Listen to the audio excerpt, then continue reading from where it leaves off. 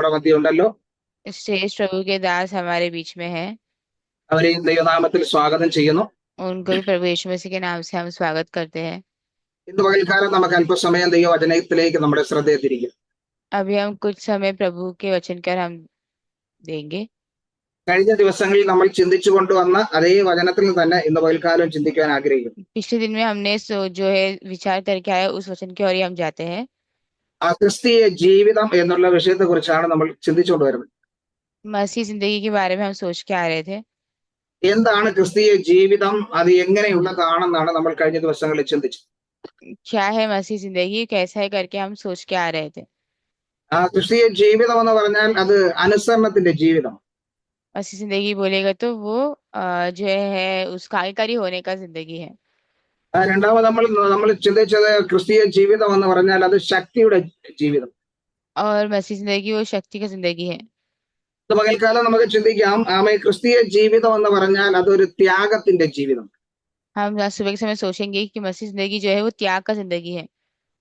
Praise the Lord. ക്രിസ്തീയ ജീവിതം അത് ത്യാഗത്തിന്റെ ജിന്ദഗി എന്ന ദൈവം നമ്മെ പഠിപ്പിക്കുന്നു. मसीह जिंदगी वो त्याग का जिंदगी करके परमेश्वर में सिखाते हैं। അപ്പോ ആ ത്യാഗ മനോഭാവം നമ്മുടെ ജീവിതത്തിൽ ഉണ്ടെങ്കിലേ നമുക്കൊരു ക്രിസ്തീയ ജീവിതം നയിക്കുവാൻ കഴിയും.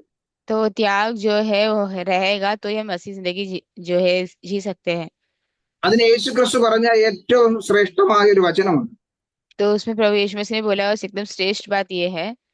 യോഹന്നാന്റെ സുവിശേഷം 15-ാം അധ്യായം അതിന്റെ 13-ാം വാക്യം വായിക്കുമ്പോൾ, यूहन्ना उसका 15 अध्याय पढ़ने के समय, ആമേൻ, യോഹന്നാൻ 15:13 यूहन्ना 15 उसका 13, അവിടെ നമ്മൾ ഇങ്ങനെ വായിക്കുന്നു,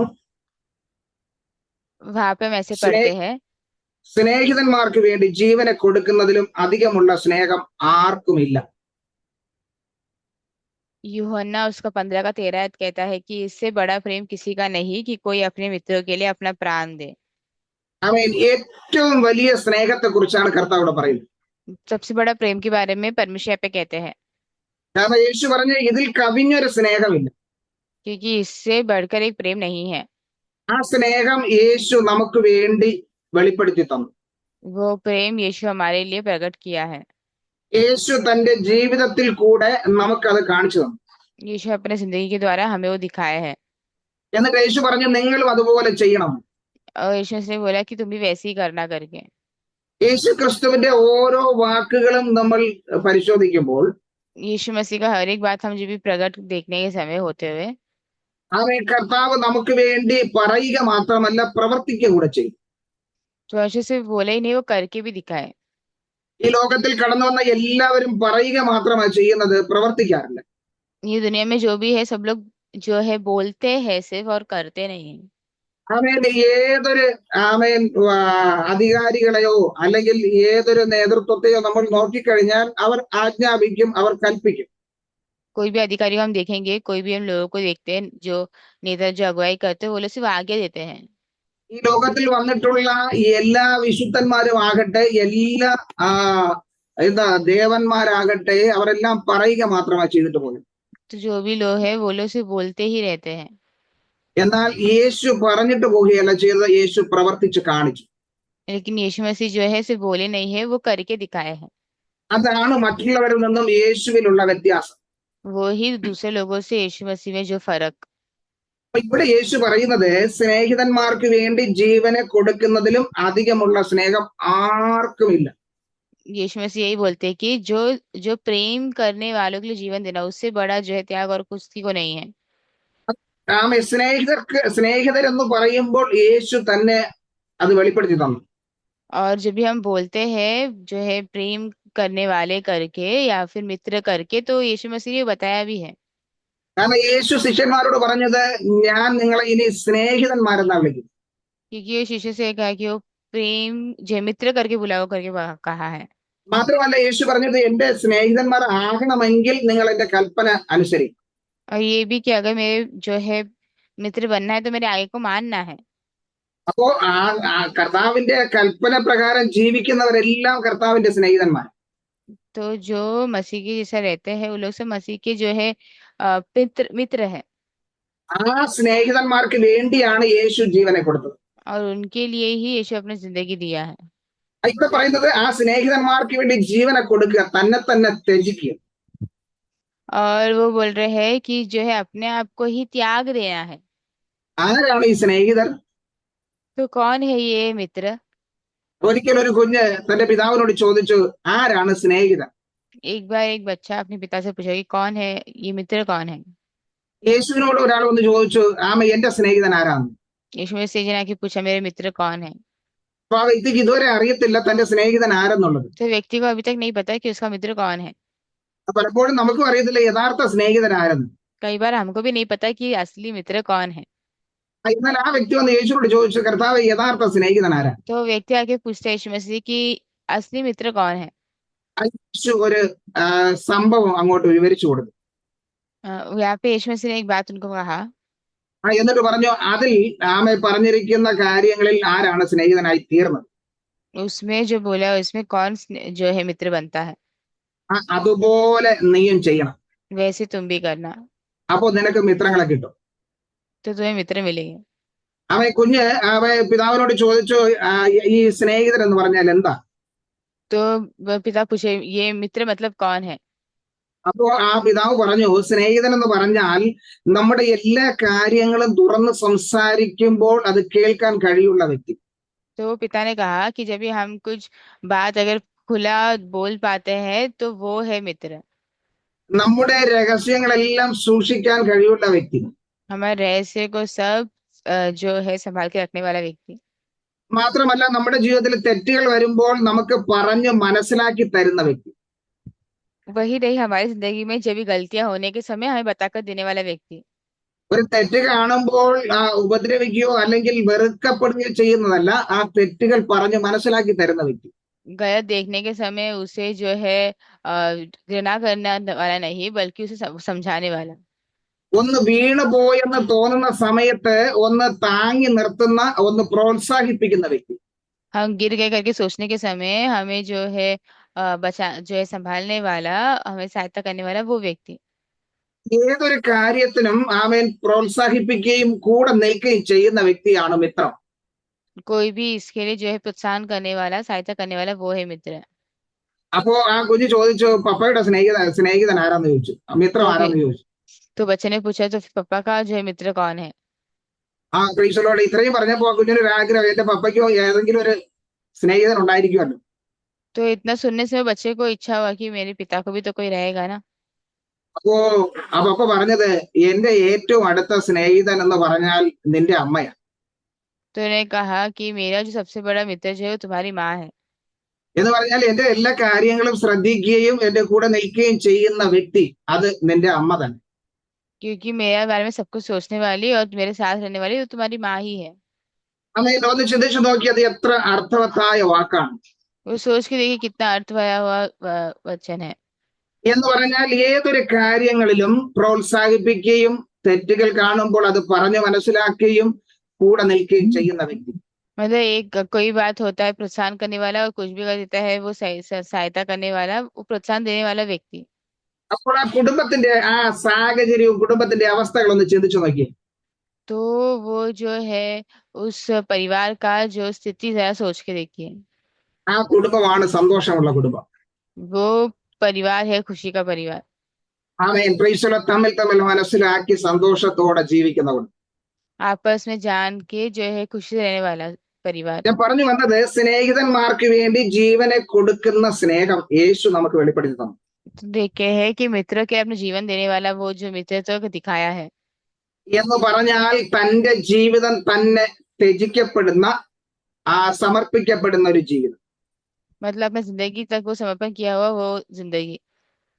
അതാണ് സ്നേഹിതന്മാർക്ക് വേണ്ടി ജീവനെ കൊടുക്കുന്നത്. वही है जो है मित्रों के लिए जीवन देना मतलब। പൗലോസ് അതിനെ കുറിച്ച് ഒരു കാര്യം ഇങ്ങനെ പറയുന്നുണ്ട്. फिर पौलुस के बारे में ऐसे कहते हैं।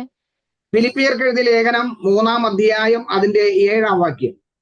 फिलिपियो उसका 3 का 7 में हम देखते हैं। അവിടെ അപ്പോസ്തലനായ പൗലോസ് ഫിലിപ്പിയർക്ക് ലേഖനം എഴുതുമ്പോൾ ഇങ്ങനെ പറയുന്നു, और प्रेरित पौलुस लोगों को जो पत्र लिखने से ऐसे कहते हैं, എങ്കിലും എനിക്ക് ലാഭമായിരുന്നതൊക്കെയും ഞാൻ ക്രിസ്തു നിമിത്തം ഛേദം എന്ന് എണ്ണിയിരിക്കുന്നു. परंतु जो जो बातें मेरे लिए मेरे लाभ की थी उन्हीं को मैंने मसीह के कारण हानि समझ लिया है। ഇവിടെ അപ്പോസ്തലനായ പൗലോസ് പറയുന്ന കാര്യം ശ്രദ്ധിച്ചേ. अभी प्रेरित पौलुस बात करते हुए बात को ध्यान दीजिए। യേശുവിന് വേണ്ടി സകലതും ഛേദമെന്നെണ്ണി. तो यीशु मसीह के लिए सब कुछ जो है सही करके समझा। നമ്മൾ പലപ്പോഴും പറയാറുണ്ട്, ഞാൻ സകലതും വിട്ടാണ് യേശുവിന്റെ പിന്നാലെ വന്നത്. हम कई बार कहते हैं कि मैंने सब कुछ छोड़ के यीशु मसीह के पीछे आया। എന്നാൽ ഒന്ന് ചിന്തിച്ചു നോക്കി, എന്താണ് വിട്ടു വന്നത്? लेकिन सोच के देखिए क्या छोड़ा है। പലപ്പോഴും പറയുന്നത് പത്രോസിനെ പോലെയാ. कई बार कहते हैं पतरस के समान है। അവസരം കിട്ടിക്കഴിഞ്ഞാൽ വീണ്ടും അതെടുത്ത് വീണ്ടും അതിലേക്ക് തിരിച്ചു പോകുവാനുള്ള സാഹചര്യം ഒരുക്കിയിട്ടാ വന്നേ. अवसर मिलेगा तो वापस से वैसा एक होने के लिए जो है स्थिति बनाकर आया है। നമ്മെ ക്രിസ്തു വിളിച്ചപ്പോൾ അല്ലെങ്കിൽ യേശുവിന്റെ പിന്നാലെ ഇറങ്ങി തിരിച്ചപ്പോൾ നമ്മൾ ഏത് മനോഭാവത്തോടെയാ വന്നത്? हमें जब यीशु के पीछे जाने समय हमने क्या सोच के आए थे? അത് യേശുവിന്റെ ശിഷ്യന്മാരെ യേശു വിളിക്കുമ്പോൾ അവർ അത് വിട്ടു വന്നു എന്നാ പറയുന്നു. यीशु मसीह के शिष्य को यीशु मसीह ने बुलाने समय वो लोग को छोड़ के आए करके लिखा गया है। പൗലോസ് പറയുന്നു, ഞാൻ സകലതും ഛേദമെന്നെണ്ണി. पौलुस कहता है कि मैं सब कुछ जो है सब कुछ सही छेद है करके समझा। ഏതാ ഛേദമെന്നെണ്ണിയത്? ഏതാ എനിക്ക് ലാഭമല്ല എന്ന് അവൻ ചിന്തിച്ചത്? कौन सा उनके लाभ नहीं है, कौन सा उनके लिए हानि है करके उसने सोचा। അവന്റെ ജീവിതത്തിൽ ഉണ്ടായിരുന്ന ഏറ്റവും ശ്രേഷ്ഠമായത് എല്ലാം അവൻ ഉപേക്ഷിച്ചു. उनके जीवन में जो कुछ भी शेष है वो सब कुछ उसने छोड़ दिया। ഈ ലോകത്തിൽ അവൻ ഉള്ളതെല്ലാം അവൻ ഉപേക്ഷിച്ചിട്ട് ഇറങ്ങി വന്നു. ये दुनिया में जो कुछ भी था उसको उन्हें छोड़ के आया। അത് മനസ്സിലാക്കണമെങ്കിൽ അവന്റെ അവസാന സമയങ്ങളിലോട്ടൊന്ന് നമ്മൾ ചിന്തിച്ചാൽ മനസ്സിലാകും. वो समझना है तो उसके बाकी जो है बाकी के दिनों में हम देखने से में समझ सकते हैं। പൗലോസ് തിമോഥെയോസിനോട് പറയുന്ന ഒരു കാര്യമുണ്ട്. पौलुस तिमोथेयुस से कहने वाला एक बात है। നീ എന്റെ അടുക്കിലേക്ക് മടങ്ങി വരുമ്പോൾ എനിക്ക് വേണ്ടപ്പെട്ടതെന്ന് പറയാൻ ചിലതുണ്ട്, അത് കൊണ്ടുവരണം. तो मेरे पास वापस आने से मेरे को जरूरत करके कुछ चीज है उसको तो लेके आना। എന്ന് പറഞ്ഞാൽ അവന്റെ ഈ ലോകത്തിൽ അവൻ സമ്പാദിച്ച ചിലതുണ്ട്, അത് കൊണ്ടുവരണം എന്ന് പറഞ്ഞു. मतलब उस दुनिया में कुछ उसने कमा के रखा है वो लेके आना करके बोल रहे हैं। അതെന്താണെന്നറിയാമോ? ചില പുസ്തകങ്ങളും തന്റെ പുതപ്പും മാത്രമേ ഉള്ളൂ. वो क्या है पता है? कुछ किताब और एक जो है चादर है। അത് തുടക്കം എവിടെ നിന്നാണെന്ന് അറിയാമോ? शुरुआत कहाँ से है करके पता है? ആമേൻ. വലിയൊരു ധനവാനായിരുന്ന അവസ്ഥയിൽ നിന്നും ഇതാ താണിറങ്ങി വന്നിരിക്കുന്ന പൗലോസ്. बहुत एक धनवान करके था लेकिन उससे एकदम नीचे होके आया है। ആമേൻ. അവന് ഉണ്ടായിരുന്നതായ എല്ലാ സുഖ സമ്പത്തും ഉപേക്ഷിച്ചിട്ട് അവൻ ഇറങ്ങി വന്നു. उनको जो था सब सुख और जो है अच्छा था भला था वो सब कुछ छोड़ के आया है। എന്നാൽ ഇന്നത്തെ ക്രിസ്തീയ ജീവിതം എന്ന് പറഞ്ഞാൽ പുതപ്പിൽ നിന്നും ആരംഭിച്ച് പട്ടുമെത്തയിലേക്ക് പോകുന്നതാണെന്നാണ് ചിന്ത. परंतु आज का चिंता ये है कि जो है जो वहीं से शुरू करके वहीं पे उस खड्डे में ही जाना वो है आज का चिंता। പൗലോസിന്റെ അവസാന സമയത്തുള്ളത് നമ്മുടെ തുടക്കമായി തീരുന്നു. പൗലോസിന്റെ ആദ്യ സമയത്തുള്ളത് നമ്മുടെ അവസാനമാക്കാൻ നമ്മൾ ശ്രമിക്കുന്നു. पौलुस का जो अंतिम था वो हमारा शुरुआत करने के लिए पौलुस का शुरुआत था वो हमारा अंतिम करना वैसे हम लोग सोचते हैं। മനസ്സിലായോ? അവൻ പലപ്പോഴും അതിലേക്ക് വേണ്ടിയുള്ള ബദ്ധപ്പാടുകളും ഓട്ടവും. मतलब ये है कि उसके लिए जो भाग दौड़ जो होती है। എന്നാൽ ഈ ലോകത്തിൽ നമ്മുടേതായിട്ടുള്ള എല്ലാം നമ്മൾ വിട്ടുപോകാനുള്ളത്. परंतु ये दुनिया में जो कुछ भी हमारा वो हमें छोड़ के जाना है। അപ്പോൾ പൗലോസ് പറയുന്നു, ഞാൻ അതുകൊണ്ട് സകലതും വിട്ടു. पौलुस इसलिए कहता है कि मैं सब कुछ छोड़ दिया। ഞാൻ ക്രിസ്തു നിമിത്തം സകലതും ഛേദമെന്ന് എണ്ണി. मैं मसीह के लिए सब कुछ जो है बुराई करके समझा। എന്ന് പറഞ്ഞാൽ ക്രിസ്തുവിന് വേണ്ടി എനിക്ക് ഇതൊന്നും വലുതല്ല എന്ന് അവൻ മനസ്സിലാക്കി. मतलब मसीह के लिए ये कुछ भी मेरे लिए बड़ा नहीं है करके उसे समझा। നമ്മൾ പലപ്പോഴും ഈ ലോകത്തിലുള്ള പലതിനെയും വലുതായി കാണുമ്പോൾ हम कई बार इस दुनिया की कुछ बातें जो एकदम बड़ा करके समझते हैं। പൗലോസ് ഈ ലോകത്തിലുള്ളതിനെ അല്ല ആമെ വലുതായിട്ട് കണ്ടത്. पौलुस जो है इस दुनिया की बातों को बड़ा करके नहीं समझा है। അവൻ ക്രിസ്തുവിനെ वലുതായിട്ട് കണ്ടു. वो मसीह को बड़ा करके समझा है। അതുകൊണ്ടാണ് പൗലോസിനെ ഈ ലേഖനങ്ങളിൽ കൂടെ നമ്മൾ എപ്പോഴും പറയുന്നത്. इसलिए पौलुस को हम इस पत्रों से हमेशा कहते हैं। യേശു ക്രിസ്തുവിനെ കുറിച്ച് പറഞ്ഞത് അവൻ സ്വർഗത്തിലെ ദൈവത്തോടുള്ള സമത്വം മുറുകെ പിടിക്കാതെ यीशु मसीह के बारे में ऐसा बोला है कि वो स्वर्ग की जो बातों को ऐसा नहीं रखा। അവൻ മനുഷ്യ രൂപമെടുത്ത് താണിറങ്ങി വന്നു. वो मनुष्य का रूप लेके उतर कर आए। വചനം പറയുന്നത് തന്നെത്താൻ ത്യജിച്ചു എന്നാ പറയുന്നത്. और सन कहता है कि अपने आप को त्याग क्या करके कहता है। യേശു തന്നെത്താൻ ത്യജിക്കപ്പെട്ടവനായി ഈ ലോകത്തിലേക്ക് വന്നു. यीशु में से अपने को त्याग करके हुए वैसे इस दुनिया में आए। യേശുവിന്റെ പിന്നാലെ പോകുന്നവരും തന്നെ ത്യജിക്കേണ്ടത് ആവശ്യം. यीशु के पीछे आने वाले भी अपने आप को त्याग देना है। അതുകൊണ്ടാണ് യേശു ക്രിസ്തു പറഞ്ഞത്, इसलिए यीशु मसीह ने कहा, ലൂക്കോസിന്റെ സുവിശേഷം 14 അധ്യായത്തിന്റെ 33 വാക്യം, 14:33. लूक 14 उसका 33 आयत। ആമേൻ. അവിടെ പറയുന്നത്, അങ്ങനെ തന്നെ നിങ്ങളിൽ ആരെങ്കിലും തനിക്കുള്ളതൊക്കെയും വിട്ടുപിരിയുന്നില്ല എങ്കിൽ അവന് എന്റെ ശിഷ്യനായിരിക്കാൻ കഴിയുകയില്ല. इसी रीति से तुम में से जो कोई अपना सब कुछ त्याग ना दे तो वह मेरा चेला नहीं हो सकता। ആമേൻ. നോക്കിയേ, സകലതും വിട്ടു വന്നില്ല എങ്കിൽ എന്റെ ശിഷ്യരായിരിക്കാൻ യോഗ്യരല്ലെന്ന്. देखिए, सबसे छोड़ के नहीं आएगा तो मेरे शिष्य नहीं हो सकते करके हैं। നമ്മളെന്നാൽ പലതും പിടിച്ചുകൊണ്ടാണ് ഓടാൻ ശ്രമിക്കുന്നത്. तो हम बहुत कुछ जो है पकड़ के जो है भागने की कोशिश करते हैं। എബ്രായർ 12 അധ്യായത്തിൽ അപ്പോസ്തലനായ പൗലോസ് പറയുന്നു, इब्रानी किताब में प्रेरित पौलुस ऐसा कहता है। ആമേൻ. 12 അധ്യായത്തിൽ അപ്പോസ്തലനായ പൗലോസ് പറയുന്നു, ആമേൻ, ആ മുറുകെ പറ്റുന്ന പാപവും ആമേൻ എല്ലാ ഭാരവും വിട്ടു ഓടുവാൻ.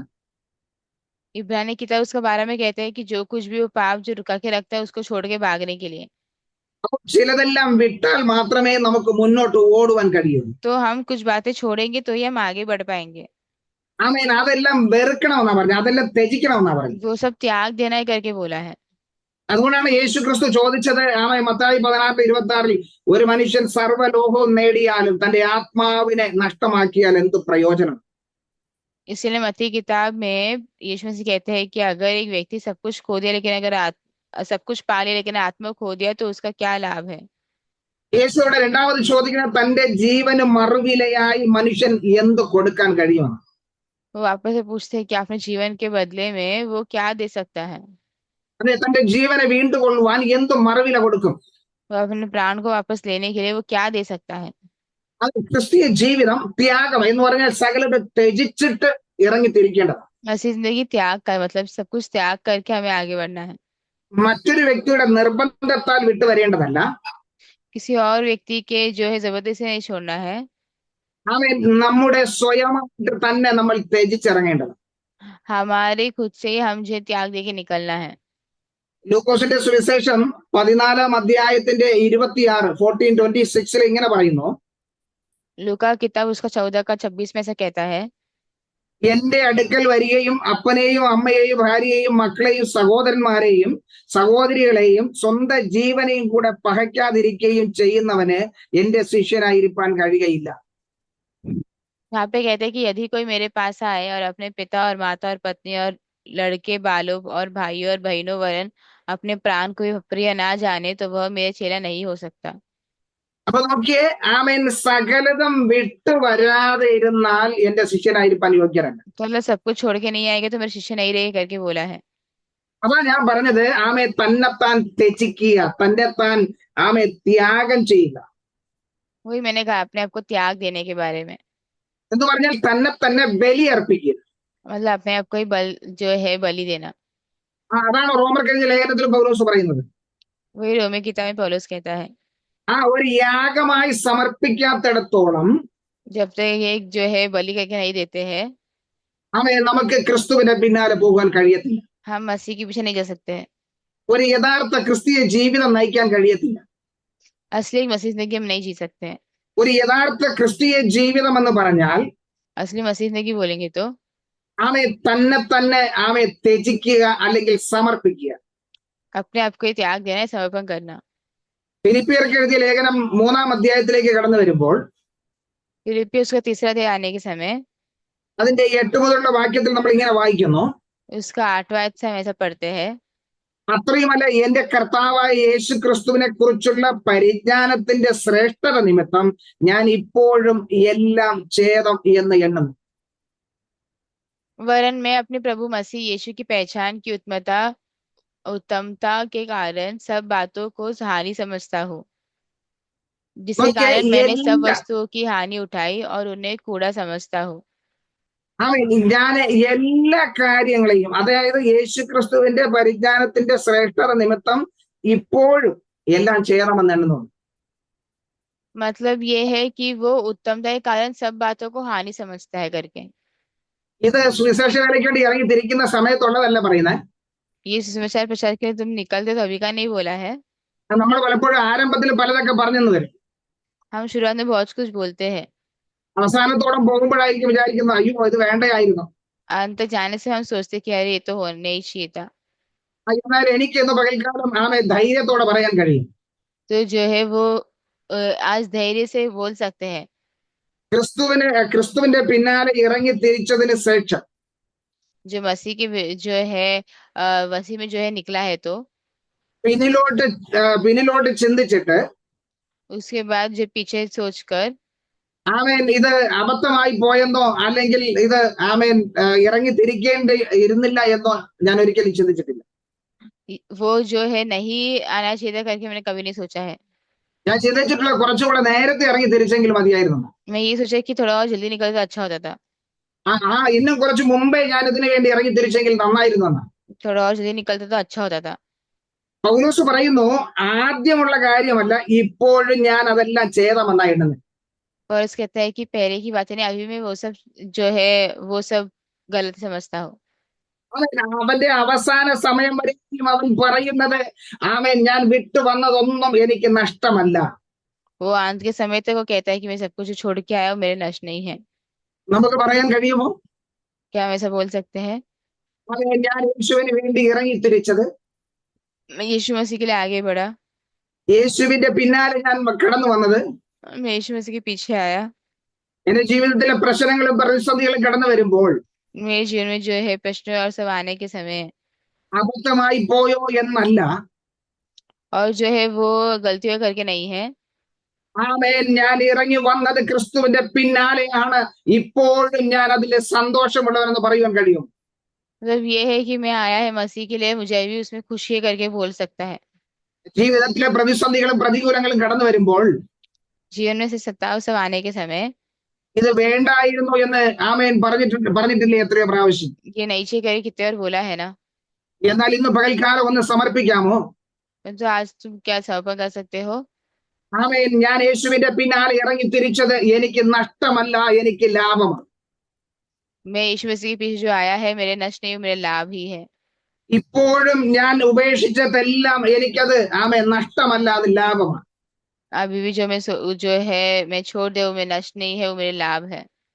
എന്നിട്ട് അതിന്റെ 3-ാം അധ്യായത്തിന്റെ 9-ാം വാക്യത്തിൽ ഇങ്ങനെ പറയുന്നു, और उसका 3 का 9 में ऐसे बोलते हैं, ഞാൻ ക്രിസ്തുവിനെ നേടേണ്ടതിനും ന്യായപ്രമാണത്തിൽ നിന്നുള്ള എന്റെ സ്വന്തം നീതിയല്ല, ക്രിസ്തുവിലുള്ള വിശ്വാസം മൂലം ദൈവം വിശ്വസിക്കുന്നവർക്ക് നൽകുന്ന നീതി തന്നെ ലഭിച്ചു. और उसमें पाया जाओ ना कि अपनी उस धार्मिकता के साथ जो व्यवस्था से है, वरन उस धार्मिकता के साथ जो मसीह पर विश्वास करने के कारण है और परमेश्वर की ओर से विश्वास करने पर मिलती है। അത് മാത്രമല്ല, വീണ്ടും പറയുന്നത് वही ने और वापस बोलते हैं, അവനിൽ ഇരിക്കേണ്ടതിനും അവന്റെ മരണത്തോട് അനുരൂപപ്പെട്ടിട്ട് അവനെയും അവന്റെ പുനരുത്ഥാനത്തിന്റെ ശക്തിയെയും പ്രാപിക്കേണ്ടത്. और लिखा है कि और उसकी मृत्यु जय की सामर्थ्य को और उसके साथ दुखों में सहभागी होने के मर्म को जानूं और उसकी मृत्यु की समानता को प्राप्त करूं। ക്രിസ്തുവിന് വേണ്ടി അവൻ സകലത്തെയും അവൻ ത്യജിച്ചു. मतलब मसीह के लिए सब कुछ त्याग किया। അവൻ ത്യജിച്ചതൊന്നും അവനത് നഷ്ടമെന്നല്ല പറയുന്നത്, അതെല്ലാം എനിക്ക് ലാഭമാണ്. जो त्याग किया वो नष्ट नहीं हुआ है, वो सब लाभ ही हुआ है। അതിന്റെ കാരണം എന്തെന്നറിയാമോ? सो कारण क्या पता है? യേശു ക്രിസ്തു ചില ഉപമകളിൽ കൂടെ അത് പറഞ്ഞു. यीशु मसीह कुछ जो है दृष्टांतों के द्वारा उसके बारे में बताए। മത്തായിയുടെ സുവിശേഷം 13-ാം അധ്യായത്തിൽ കടന്നു വരുമ്പോൾ मत्ती उसका 13 अध्याय में आने के समय അവിടെ അനേക ദൃഷ്ടാന്തങ്ങൾ നമുക്ക് കാണുവാൻ കഴിയും. हमें बहुत से दृष्टांतों को हम देख सकते हैं। അതിൽ ചില ദൃഷ്ടാന്തങ്ങൾ നമ്മളൊന്ന് പരിശോധിച്ചാൽ उसमें हम कुछ दृष्टांत अगर हम ढूंढते हैं तो നമുക്ക് മനസ്സിലാക്കാൻ കഴിയും ക്രിസ്തു പറഞ്ഞതിന്റെ അർത്ഥം എന്താണ്. हम समझ पाते हैं कि मसीह ने जो बोला उसका अर्थ क्या है। മത്തായിയുടെ സുവിശേഷം 13-ാം അധ്യായം അതിന്റെ 44-ാം വാക്യം. मत्ती 13 उसका 44 हम पढ़ेंगे। അവിടെ ഇങ്ങനെ പറയുന്നു, സ്വർഗരാജ്യം വയലിൽ ഒളിപ്പിച്ചു വെച്ച നിധിയോട് സദൃശ്യം, അത് ഒരു മനുഷ്യൻ കണ്ടു മറച്ചിട്ടു, തന്റെ സന്തോഷത്താൽ ചെന്ന് തനിക്കുള്ളതൊക്കെയും വിറ്റ് ആ വയൽ വാങ്ങി. वहां पे ऐसा लिखा, स्वर्ग का राज्य खेत में छिपे हुए धन के समान है, जिसे किसी मनुष्य ने पाकर छिपा दिया और मारे आनंद के जाकर और अपना सब कुछ बेचकर उस खेत को मोल लिया। നല്ല ഈ നിധി തേടി നടക്കുന്ന ഒരു മനുഷ്യൻ. तो देखते हैं कि वो जो है छिपा खजाना ढूंढ के जाने वाला व्यक्ति, ആ വ്യക്തി അങ്ങനെ നടന്നു പോകുമ്പോൾ അവൻ അത് കണ്ടെത്തിയത് ഒരു വയലിലാണ്. वो जो है चल के जाने के समय उसे उसे खेत में मिला। അവൻ ആ നിധിയെ എടുക്കുകയല്ല ചെയ്തത്. वो उस धन को नहीं लिया सिर्फ, അവൻ തനിക്കുള്ളതെല്ലാം പോയി വിറ്റു. उसने उसका सब कुछ पहले बेच दिया। എന്നിട്ട് ആ വയല് അവൻ വിലയ്ക്ക് വാങ്ങി. और फिर वो जो उस खेत को ही ले लिया। നമ്മളാണെങ്കിൽ പറഞ്ഞേനെ എന്തൊരു മണ്ടനാ. हम मुझे तो बोलते थे कि कितना बड़ा बेवकूफ है करके। ആ തൻ്റെതായ എല്ലാം വിറ്റിട്ട് ആ വയല് മേടിച്ചു. वो सब कुछ अपना बेच के उस खेत को ले लिया। നിസ്സാരമായ ഒരു വയലിന് വേണ്ടി തന്റെ സകലത്തെയും വിറ്റ് കളഞ്ഞ മനുഷ്യൻ.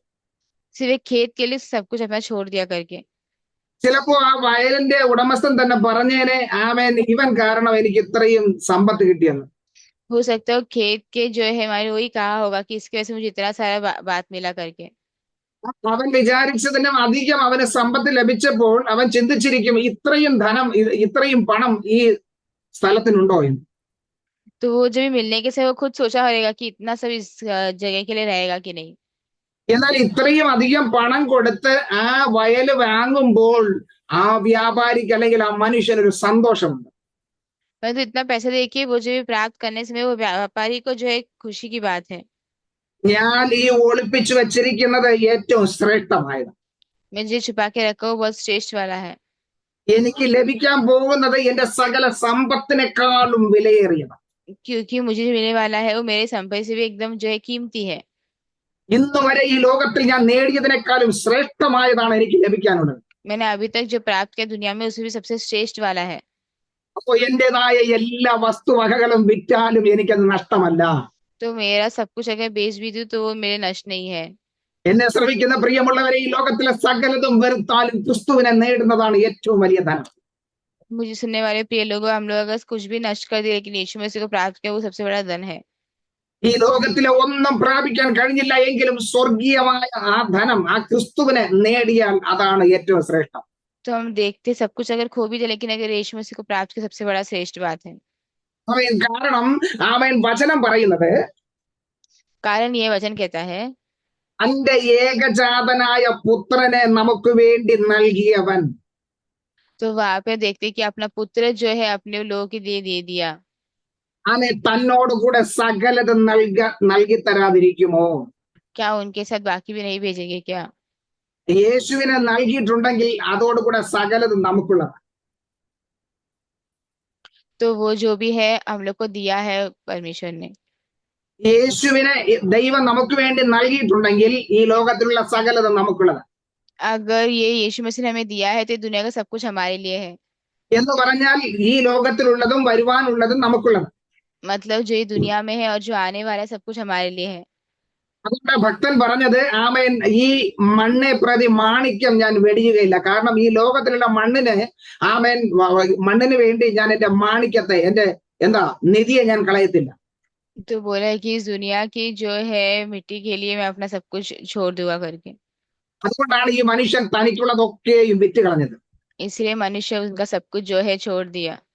അവൻ സകലത്തെയും വിറ്റു. वो सब कुछ छोड़ दिया। അങ്ങനെ പറയുന്നത് തനിക്കുള്ളതൊക്കെയും വിറ്റു. वो अपना सब कुछ छोड़ दिया करके बोला है। അത്രയും ശ്രേഷ്ഠമായി ഈ ധനം. उतना श्रेष्ठ ये धन। അതെ, തന്റെ ജീവനെ നഷ്ടപ്പെടുത്തിയിട്ട് ഈ ലോകം മുഴുവൻ നേടിയാൽ എന്താ ലാഭമുള്ളത്? ये जीवन को नष्ट कर दिया और दुनिया सब कुछ प्राप्त किया तो क्या लाभ है? അത് മനസ്സിലാക്കിയ മനുഷ്യൻ वो प्राप्त किया वो समझा मनुष्य ആ നിധി കണ്ടിട്ട് അതിനെ മറച്ചു വെച്ച് ആ സ്ഥലം മേടിച്ചു. वो धन दे के अपना जो है जगह को उसने भेज दिया। ഇന്ന് പകൽക്കാലം നമ്മൾ ഒരുക്കമുള്ളവരാണോ? कि हम वो करने तैयार है। നമുക്ക് ഈ ലോകത്തിൽ ശ്രേഷ്ഠമെന്നുള്ളത് വിട്ട് കളയുവാൻ നമ്മൾ ഒരുക്കമാണോ? हमारे जो श्रेष्ठ है वो हम छोड़ने की तैयार है क्या? ഈ ലോകത്തിൽ നമുക്കിത് പ്രധാനമാണ്, ഇതാണ് എനിക്ക് എന്റെ ജീവിതത്തിൽ ഏറ്റവും ശ്രേഷ്ഠം എന്ന് ചിന്തിക്കുന്നതിനെ ഉപേക്ഷിക്കാൻ നമ്മൾ ഒരുക്കമാണ്. तो यही मेरे श्रेष्ठ करके सोचने के लिए हम तैयार है क्या? ദൈവം അബ്രഹാമിനോട് പറഞ്ഞു, അബ്രഹാമേ നീ ഏറ്റവും അധികം സ്നേഹിക്കുന്നതിനെ എനിക്ക് നൽകുക. अब्राहम ने ये कहा कि जो तुम सबसे ज्यादा जो है प्रेम करते हो मुझे दे दीजिए। അബ്രഹാം കൊടുത്തു. अब्राहम ने दिया അബ്രഹാം അനുഗ്രഹം പ്രാപിച്ചു. और अब्राहम ने अनुग्रह प्राप्त किया। ഇന്ന് പകൽക്കാലം കർത്താവ് നമ്മോട് പറയുന്നത് അതാണ്. तो आज भी मसीह हमसे यही कहता है। നോക്കി, അവൻ സകലതും വിറ്റിട്ട് ആ വയല് മേടിച്ചു. वो सब कुछ जो है बेच कर उस खेत को खरीदा। കാണുന്നവർക്കൊന്നും അത് മനസ്സിലാക്കാൻ കഴിയത്തില്ല. तो जो लोग देखे उसको किसी को पता नहीं इतना। പക്ഷെ ആ നേടിയ വ്യക്തിക്ക് പറയുവാൻ കഴിയും, എനിക്ക് എന്റെ ജീവിതത്തിൽ ഏറ്റവും ശ്രേഷ്ഠമായത് തന്നെ ലഭിച്ചു. तो जो व्यक्ति ने इसे प्राप्त किया है वो कहता है कि मुझे सबसे श्रेष्ठ ही पाया है। യേശു പിന്നെയും പറഞ്ഞു, यीशु मसीह फिर से कहते हैं ആമേ 13:45 उसका 13 का जो है 45 में, ആമേ പിന്നെയും സ്വർഗരാജ്യം നല്ല മുത്ത് അന്വേഷിക്കുന്ന ഒരു വ്യാപാരിയോട് സദൃശം. फिर स्वर्ग का राज्य एक व्यापारी के समान है जो अच्छे मोतियों की खोज में था। അവൻ വിലയേറിയ ഒരു മുത്ത് കണ്ടെത്തിയാറെ वो बहुमूल्य मोती मिला तो അവൻ ചെന്ന് തനിക്കുള്ളതൊക്കെയും വിറ്റ് അത് വാങ്ങി. उसे सब कुछ अपना बेच कर उसको खरीदा। നോക്കിയേ, ആദ്യ മനുഷ്യൻ ആ വയല് മേടിച്ചു. देखिए पहला जो मनुष्य है उसने वो खेत को खरीदा। രണ്ടാമത്തെ വ്യക്തി ഈ വ്യാപാരിയാണ്, അവൻ ആ മുത്ത് മേടിച്ചു. दूसरा ये व्यापारी है उसने ये जो मोती खरीद लिया। അവൻ വയലല്ല മേടിച്ചത്, उसने जो है खेत नहीं खरीदा, അവൻ മേടിച്ചത് ആ മുത്ത് മാത്രമാണ് മേടിച്ചത്. उसने वो सिर्फ जो है मोती खरीदा है। ഇവിടെ പറയും തനിക്കുള്ളതൊക്കെയും വിറ്റിട്ടാ മേടിച്ചത്. वो बोला कि उसके लिए जो कुछ भी उसको जो है उसने बेच के खरीदा है। ഇവൻ ചിന്തിച്ചില്ല നാളെ ഇനി എന്തായി തീരും, वो कभी ये नहीं सोचा कि कल क्या होगा करके। എനിക്കുള്ളതൊക്കെയും ഞാൻ വിറ്റല്ലോ, ഇനി എന്തായാലും ഇനി മുന്നോട്ടോ എന്ന് അവൻ ചിന്തിച്ചില്ല. मेरे लिए जो कुछ भी है मैंने रखा है उसका क्या होगा करके सोचा नहीं। എല്ലാം വിറ്റ് കളഞ്ഞിട്ടാണ് അവൻ ആ മുത്ത് വിലയേറിയതായി കണ്ടു മേടിച്ചത്. सब कुछ बेचकर वो जो है ये जो है मोती है सबसे कीमती करके सोचा है। എന്നാൽ ഇന്നത്തെ വ്യാപാരിയാണെങ്കിൽ എന്ത് ചെയ്തതെന്നറിയാമോ? परंतु आज के व्यापारी रहेंगे तो क्या बोलेंगे, क्या सोचेंगे कि पता है। അങ്ങനെയുള്ള ഒരു വ്യക്തിയെ നമുക്ക് ബൈബിൾ ദൈവം വെളിപ്പെടുത്തി തരണം. वैसे ही व्यक्ति को बाइबल भी हम देख सकते हैं। ആമേൻ, പ്രൈസ് ദി ലോർഡ്. ആ വ്യക്തിയെ കാണണമെങ്കിൽ അപ്പോസ്തല പ്രവൃത്തി 5-ാം അധ്യായത്തിലേക്ക് പോകണം. वो व्यक्ति को देखना है तो प्रेरित तो किताब उसका 5 में जाना पड़ेगा। അവിടെ നമുക്കൊരു കുടുംബത്തെ കാണാൻ കഴിയും. वहाँ पे हम एक परिवार को देख सकते हैं। ആമേൻ, ചർച്ചിലെ നല്ല ആരാധിച്ച് വന്ന ഒരു കുടുംബം. कलीसिया में अच्छा आराधना करके आए जो है कुटुंब है। ഞാൻ ചിന്തിക്കുകയാണ്, ആരാധനയെല്ലാം നല്ല ആമേൻ നല്ല രീതിയിൽ മുന്നോട്ട് വന്നൊരു വ്യക്തിയാ. मैं सोच रहा हूँ कि जो है आराधना में सब अच्छा आया हुआ लोग होंगे। ആ ചർച്ചിൽ പലരും എല്ലാം ചെയ്യുമ്പോൾ ഇവർക്കും എന്തെങ്കിലും ചെയ്യണമെന്നുണ്ട്. कलीसिया में जो लोग करने समय उनको भी कुछ ना कुछ करना करके उनको भी इच्छा आया। ആ എല്ലാരും ചെയ്യുമ്പോൾ നമ്മൾ മാത്രം ഇങ്ങനെ മിണ്ടാതിരുന്നത് ശരിയാകത്തില്ലെന്ന് ഭാര്യയും ഭർത്താവും കൂടെ യോജിച്ചു. सबने किया तो हम के साला रहना करके उस जो है पति पत्नी सोचे। ഇവിടെ ഭാര്യയും ഭർത്താവും കൂടെ ഒത്തൊരുമിച്ച് ഒരു തീരുമാനം എടുത്തത്. और फिर उन लोगों ने जो है एक साथ मिल के एक निर्णय लिए। ഭർത്താവിന്റെ തീരുമാനവും ഭാര്യയുടെ തീരുമാനവും വെവ്വേറെ ആയിരുന്നില്ല. और जो है पति और पत्नी का जो निर्णय अलग अलग नहीं था। ഈ കാര്യത്തിൽ രണ്ടുപേരും ഒരുമിച്ചു. इस बात में दोनों जने एक हुए। ആമേൻ, ഒരുമിച്ച് നിന്ന് ഒരു തീരുമാനമെടുത്തു. एक साथ होकर उन्होंने एक जो निर्णय लिए। എല്ലാരും ചെയ്യുന്നത് പോലെ നമുക്കും ചെയ്യാം. जो सब लोग करते वैसे हम भी करते हैं। നമ്മുടെയും വസ്തു കുറച്ച് വിൽക്കാം. हम भी जो है अपना जो धन है थोड़ा बेचते हैं। വീട് വിറ്റില്ല, വസ്തു വിറ്റു. लेकिन घर नहीं बेचा, जो वो जो उनके पास जमीन था उसको बेच दिया। ആ വസ്തു വിറ്റതെന്ന് തന്നെ ചോദിച്ചാൽ ദൈവനാമത്തിന് കൊടുക്കാൻ വേണ്ടിയാ വിറ്റത്. वो जमीन क्यों भेजा करके बोलने समय परमेश्वर के नाम के लिए उसने भेजा है। നമ്മൾ പലപ്പോഴും പല കാര്യങ്ങൾക്ക് വേണ്ടി പ്രാർത്ഥിക്കാറുണ്ട്. कई बार हम कई बातों के लिए प्रार्थना करते हैं। ആ ചിലരുടെ പ്രാർത്ഥന ഇങ്ങനെയാണ്, കർത്താവേ നീ എനിക്ക് വേണ്ടി ശ്രേഷ്ഠമായത് തന്നാൽ അതിലൊരു പങ്ക് ഞാൻ നിനക്കും തരാം. तो देखते हैं वो मसीह बोलते हैं कि जो कुछ भी श्रेष्ठ मुझे देंगे तो मैं एक भाग तुम्हें दूंगा। പണ്ടൊരു അമ്മച്ചി ഈ കോഴിമുട്ട അടവെച്ചതുപോലെ अब पहले जो है पहले एक बार ऐसा हुआ है कि जो एक उम्र वाली जो औरत है उन्होंने एक मुर्गी का अंडा को रखा था। പ്രാർത്ഥിച്ചു. എല്ലാ മുട്ടയും വിരിഞ്ഞു വന്നു കഴിഞ്ഞാൽ അതിലൊന്ന് കർത്താവിന്. उन्होंने प्रार्थना किया कि सारे जो अंडे अगर हो जाते हैं और बाहर आते हैं तो मैं एक परमेश्वर को दूंगा। അതുപോലെയാണ് പലരുടെയും പ്രാർത്ഥന. ऐसी है लोगों का प्रार्थना। ദൈവം അങ്ങനെ ചെയ്താൽ ഞാൻ ഇങ്ങനെ ചെയ്യാം. परमेश्वर ऐसा करेंगे तो मैं ऐसा करूंगा। ഒരിക്കൽ എന്നോട് ഒരു വ്യക്തി ഇങ്ങനെ വന്ന് പറഞ്ഞു, मुझे एक बार व्यक्ति ने ऐसा कहा, ഒത്തിരി വർഷങ്ങൾക്ക് മുമ്പ് കാണാം കേട്ടോ. बहुत सालों के पहला था। എന്നോടൊന്ന് പറഞ്ഞ പക്ഷേ പ്രാർത്ഥിക്കണം, നമുക്ക് ഇവിടെ ഒരു ചർച്ച് വേണം സ്വന്തമായിട്ട്. उससे कहा कि हमें प्रार्थना करना है, हमें एक कलीसिया चाहिए यहाँ पर हमारा खुद का। പാസ്റ്റർ പ്രാർത്ഥിക്ക്, എന്റെ ഭാര്യയ്ക്ക് ഒരു ജോലി കിട്ടിക്കഴിഞ്ഞാൽ ആ ശമ്പളം, ആദ്യ ശമ്പളം ഞാൻ ചർച്ച് മേടിക്കാൻ തരാം. वो यही बोला कि जो मुझे पहला जो पगार मिलेगा चर्च के बनाने कलीसिया बनाने के लिए मैं दूंगा। പക്ഷേ ജോലിക്ക് വേണ്ടി നിങ്ങൾ പ്രാർത്ഥിക്കണം. तो लेकिन काम के लिए तुम प्रार्थना करना है। പുള്ളി അങ്ങനെ കുറെ വാഗ്ദാനങ്ങളൊക്കെ നൽകി. उसे बहुत सारे जो है उन्होंने ऐसा बोला कि ये करूंगा वो करूंगा करके। അദ്ദേഹത്തിന്റെ പേരിലും കുഞ്ഞിന്റെ പേരിലും ഭാര്യയുടെ പേരിലൊക്കെ ചില വാഗ്ദാനങ്ങൾ നൽകി. उनके नाम से, बच्चे के नाम से, उनकी पत्नी के नाम से बहुत सारी बातें बोले। ചില മാസങ്ങൾ കഴിഞ്ഞപ്പോൾ അദ്ദേഹം എന്നോട് പോലും പറയാതെ അവിടെ നിന്ന് വിളിച്ചു പോയി. परंतु कुछ महीना होने से वो मुझे भी नहीं बताया, उस वहां से चले गए। പക്ഷെ ദൈവം അടുത്ത വർഷമായപ്പോ ദൈവം അവിടെ സ്വന്തമായിട്ട് ഒരു ആരാധനയ്ക്കുള്ള സ്ഥലം ഒരുക്കി തന്നു. मतलब परंतु परमेश्वर ने कुछ दिन वहां पे हो गया तो स्वयं ही एक आराधना के लिए एक जगह दे दिया। മനുഷ്യർ പറയുന്ന വാക്കുകൾ മാറിപ്പോകും, പക്ഷെ ദൈവം മാറത്തില്ല. जो लोग बोलते हैं वो चले जाता है, लेकिन जो परमेश्वर बोलते हैं नहीं जाते हैं। ഇവിടെ അനന്യാസ സബീറയും കൂടെ ഒത്തൊരുമിച്ച് ചേർന്ന് അവരുടെ നിലം വിറ്റു. यहाँ पर ने सफीरा जो मिलकर जो है अपना जो है घर भेजा। അന്ന് എന്തിനാണെന്നറിയാമോ സ്ഥലം വിറ്റത്? क्यों पता है, उन्हें भेज दिया ദൈവനാമത്തിന് കൊടുക്കാൻ. कि परमेश्वर के नाम के देने के लिए। വിറ്റ് കഴിഞ്ഞപ്പോൾ ഒരു ചിന്ത വന്നു, जब भी उसने दे दिया तो बेचने के समय उसकी चिंता ऐसा हुआ, ഇത്രയും കൊടുക്കണമോ? इतना देना है क्या? നാളെ നമുക്ക് ഒരു ആവശ്യം വന്നാൽ എന്ത് ചെയ്യും? मुझे कल जो है अगर कुछ आवश्यक हुआ तो क्या करेंगे? അതുകൊണ്ട് നമുക്ക് കുറച്ച് മാറ്റി വയ്ക്കാം. इसलिए हम थोड़ा हटा के रखते हैं। ദൈവത്തിന് കൊടുക്കാനുള്ളത് അവർക്ക് വേണ്ടി മാറ്റിവെച്ചു. जो परमेश्वर को देना है वो लोग अपने लिए हटा के रख दिए। എന്താ സംഭവിച്ചതെന്ന് നമുക്കറിയാം. क्या वो करके हमको पता है। അവർക്കത് അനുഭവിക്കാൻ കഴിയാതെ പോയി. उनको वो जो अनुभव करे बिना हो गया। ദൈവത്തിനെന്ന് പറഞ്ഞത് ദൈവത്തിന് തന്നെ കൊടുക്കുക. परमेश्वर को जो बोला है परमेश्वर को ही देना है। നമ്മൾ ദൈവനാമത്തിന് ചെയ്യാമെന്ന് പറയുന്നത് അത് ദൈവനാമത്തിന് ചെയ്തേ മതിയാകത്തുള്ളൂ. तो वो जो है परमेश्वर के नाम के परमेश्वर के नाम के लिए देना चाहिए। വചനം പറയുന്നു അങ്ങനെ ചെയ്യാതിരുന്നാൽ അത് നിങ്ങൾക്ക് പാപമായി തീരും. वचन बोलता है अगर तुम ऐसा नहीं करते तुम्हारे लिए पाप होता है। നേർന്നിട്ട് നിവർത്തിക്കാതിരുന്നാൽ അത് പാപമായി തീരും. तो अगर बोल के तुम नहीं करते तो पाप होता है। ഇവിടെ സംഭവിച്ചത് അങ്ങനെയാ.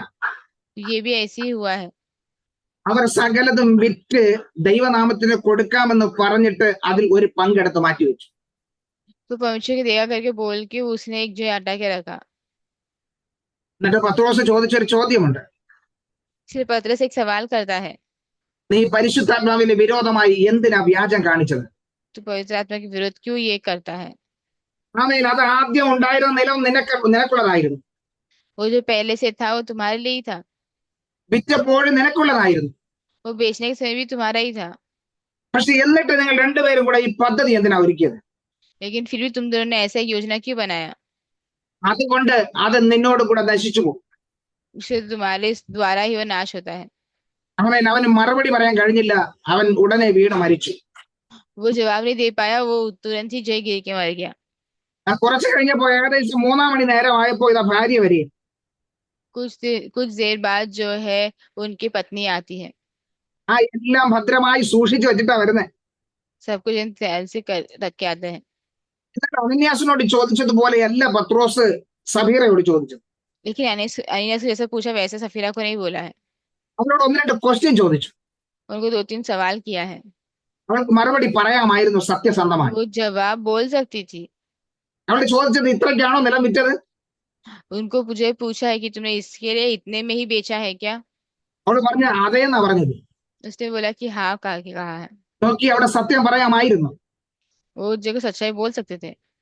പത്രോസെ ഇത്രയല്ല, ഞങ്ങൾ കുറച്ച് മാറ്റി വെച്ചു എന്ന് സത്യം പറഞ്ഞെങ്കിൽ അവളുടെ ജീവനെ അവിടെ രക്ഷിക്കാമായിരുന്നു. और वो जो है पत्र अगर वो अपना सच बोलते तो अपना जिंदगी बचा सकती थी। 5:8 പറയുന്നത് അറിയാമോ? അവൾ പറഞ്ഞത് അതെ ഇത്രയ്ക്ക് തന്നെ എന്ന് അവൾ ഉറപ്പിച്ചു പറഞ്ഞു. 5:8 में से लिखा है कि वो बोलते नहीं हाँ इतना ही है करके वो बोला है। പത്രോസ് ചോദിച്ചത് നീ പരിശുദ്ധാത്മാവിനെ പരീക്ഷിക്കാൻ എന്തിനാ ഇങ്ങനെ ശ്രമിച്ചത്? तो पतरस कहता है कि तो पवित्र आत्मा को परखने के लिए ऐसा क्यों किया? നോക്കിയേ, അവൾക്കൊരു അവസരം കൂടെ കൊടുത്തു അവിടെ ദൈവാത്മാവ്. सोचिए वहां पे एक अवसर भी दिया प्रभु की आत्मा ने उनको। ദൈവാത്മാവ് നമുക്ക് ഓരോ അവസരം തരുമ്പോൾ ആ അവസരങ്ങൾ നമ്മൾ നഷ്ടപ്പെടുത്തും. परमेश्वर की आत्मा में एक अवसर देने से हमें नष्ट नहीं करना चाहिए। അനന്യാസിന് ലഭിക്കാത്തൊരു അവസരം സബീറയ്ക്ക് കൊടുത്തു. तो जैनियस को नहीं है, वो सफीरा को दिया है। അവൾക്കെങ്കിലും ഒന്ന് പറയാമായിരുന്നു. वो भी बोल सकते हैं। എന്നെ ശ്രവിക്കുന്ന പ്രിയമുള്ളവരെ, ഇസ്രായേൽ ജനങ്ങൾക്ക് ലഭിക്കാത്ത ഒരു അവസരം ദൈവം നമുക്ക് വേണ്ടി നൽകി തന്നു. तो हम देखते हैं जो परमेश्वर इस्राएलियों को नहीं दिया वो हमको दिया है। ആമേൻ. അവർ തള്ളിക്കളഞ്ഞപ്പോൾ ആമേൻ ആ ക്രിസ്തുവിനെ സ്വീകരിച്ച് തന്റെ മക്കളായി തീരുവാൻ അവൻ നമുക്ക് അവസരം നൽകി. तो ऐसा करने के समय वो मसीह जो हमें जो है अपना बनाए हैं। അങ്ങനെയെങ്കിൽ ക്രിസ്തുവിന്റെ മുമ്പേ ആമേൻ നമുക്ക് നിൽക്കുമ്പോൾ നമുക്ക് ഉള്ളത് ഉള്ളതുപോലെ പറയാം. मसीह के सामने हम देखते हैं कि सच्चाई है, वैसे ही होना है। പത്രോസിന്റെ ചോദ്യത്തിന് അവൾക്ക് സത്യസന്ധമായി പറയാമായിരുന്നു. पतरस का सवाल के लिए सच्चाई बोल सकती थी, അവൾ സത്യം പറഞ്ഞില്ല. उसने सच्चाई नहीं बोला, അവൾ ഈ ലോകത്ത് മാറ്റപ്പെടാൻ ഇടയായി തീർന്നു. तो इस दुनिया से ही वो हट गई। അത് സകലതും ത്യജിക്കാനുള്ളിടത്ത് സകലതും നേടുവാൻ ശ്രമിച്ചു, നഷ്ടമായി തീർന്നു. सब कुछ प्राप्त, सब कुछ त्याग करने जगह सब कुछ प्राप्त करने गई तो वो सब कुछ खो दिया। ഇത് പകൽക്കാലം ഒരു നിമിഷം നമ്മുടെ കണ്ണുകൾ അടയ്ക്കാം. आइए हमारे आंखों को बंद करें। പൗലോസ് പറയുന്നു, ഞാൻ സകലതും ഛേദമെന്നെ, സകലതും ഞാൻ വിട്ടുകളഞ്ഞു. पौलुस कहता है कि सब कुछ ने छोड़ दिया। ഇപ്പോഴും അത് തന്നെ, എനിക്കതെല്ലാം ആമേൻ ലാഭമാണ്. अभी वही है, वो सभी लाभ है। ആമേൻ. ഇപ്പോഴും ഞാൻ നഷ്ടമാക്കിയത് അത് നഷ്ടമല്ല, എനിക്ക് ലാഭമാണ്. तो अभी तक जो कुछ भी देखा था वो नष्ट नहीं, मेरे लाभ है। കാരണം എനിക്ക് ലഭിച്ചിരിക്കുന്നത് ശ്രേഷ്ഠമായ ഒരു മുത്താണ്. क्योंकि मेरे लिए जो मिला है एकदम श्रेष्ठ एक बात है। ആമേൻ. അതാണ് എന്റെ യേശു ക്രിസ്തു. वो है मेरा यीशु मसीह। ആ യേശുവിനെ എനിക്ക് നേടുവാൻ കഴിയും. वो यीशु मसीह को प्राप्त करने मिला। ആ യേശുവിനെ എനിക്ക് ലഭിച്ചതാണ് ഏറ്റവും ശ്രേഷ്ഠം. वो यीशु मसीह को हमने प्राप्त किया, वही सबसे बड़ा है। ഇന്ന് പകൽക്കാലം നമുക്ക് സമർപ്പിക്കാമോ? तो क्या हम समर्पण कर सकते हैं? ക്രിസ്തീയ ജീവിതം അത് ത്യാഗത്തിന്റെ ജീവിതമാണ്. मसीह जिंदगी हम त्याग का जिंदगी है। ത്യാഗം ചെയ്യാൻ ഒരുക്കമാകുമ്പോൾ ദൈവം നമ്മുടെ മേൽ പ്രസാദിക്കും. त्याग करने की तैयारी से रहेगी तो परमेश्वर हमारे प्रसन्न करेगा। നമ്മൾ ഏതൊക്കെ ത്യാഗം ചെയ്യുവാൻ ഒരുക്കമാണോ അതെല്ലാം നമുക്ക് നേടുവാൻ കഴിയും. जो भी हम जो है करते हैं वो हम प्राप्त भी कर सकते हैं। ഇന്ന് പകൽക്കാലം നമുക്ക് സമർപ്പിക്കാം. हम सुबह के समय समर्पण करते हैं, നമുക്ക് പ്രാർത്ഥിക്കാം. हम प्रार्थना करते हैं। സ്വർഗസ്ഥ പിതാവായ ഞങ്ങളുടെ നല്ല ദൈവമേ, स्वर्गीय पिता हमारे अच्छे परमेश्वर, ഈ നല്ല സമയത്തിനായി നന്ദി പറയുന്നു. अच्छे समय के लिए धन्यवाद देते हैं। പിന്നെ ഈ ഒരു പ്രാവശ്യം കൂടെ അങ്ങയുടെ പാദപീഠത്തിൽ കടന്നു വരുവാൻ കൃപ ചെയ്തതിനായി സ്തോത്രം. वापस एक बार आपके चरण में आने के साथ ही धन्यवाद देते हैं। അങ്ങ് ഞങ്ങളോട് സംസാരിച്ച കൃപയ്ക്കായി സ്തോത്രം. वैसे हमें बात करने की सहायता के धन्यवाद देते हैं। ആമേൻ. നൽകപ്പെട്ട എല്ലാ വചനങ്ങൾക്കായി നന്ദി പറയുന്നു. दिया सारे वचन को धन्यवाद देते हैं। വചനപ്രകാരം ജീവിപ്പാൻ ഞങ്ങളെ ഓരോരുത്തരെയും തിരുകരങ്ങളിലേക്ക് ഏൽപ്പിക്കുന്നു. वचन के अनुसार हमें काम करने की हर एक जन को हम देते हैं। എല്ലാ പ്രിയപ്പെട്ടവരെയും അനുഗ്രഹിച്ചാട്ടെ. सभी लोग का अनुग्रह करिएगा। ഇത്രത്തോളം ഞങ്ങളെ നടത്തിയ കൃപയ്ക്കായി സ്തോത്രം. इतना तक हमें चलाए धन्यवाद देते हैं। പ്രാർത്ഥന കേട്ടതിനായി സ്തോത്രം. യേശു ക്രിസ്തുവിന്റെ അധികാരമുള്ള നാമത്തിൽ തന്നെ പിതാവേ. प्रार्थना से धन्यवाद यीशु मसीह के अधिकार नाम से। ആമേൻ. ആമേൻ. आमीन। Thank you. God bless you.